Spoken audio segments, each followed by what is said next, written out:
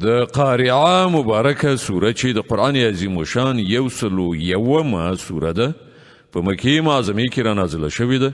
11 مبارک آیاتونه لري تلاوت او پښتو ترجمه یې له لومړي آیت څخه اورئ بسم الله الرحمن الرحیم د الله په نوم چې ډیر زیات مهربان پوره رحم لرونکی دی القارعه ما القارعه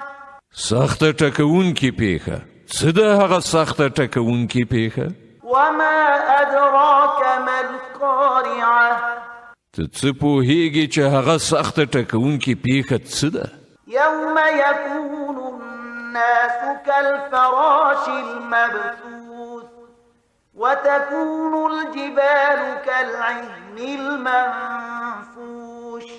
هغه ورځ چې کله خلک د خورو ورو پتنګانو غوندي او غرونه د رنګارنګ نه دافي شو وړیو غوندي شي فأما من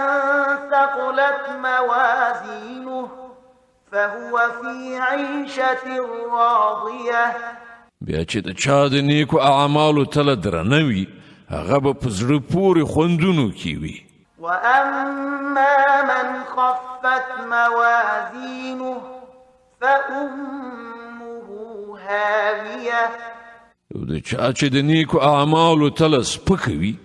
د هغه استوګنځی به ژوره کنده وي یعنی دوزخ وما أدراك ما هي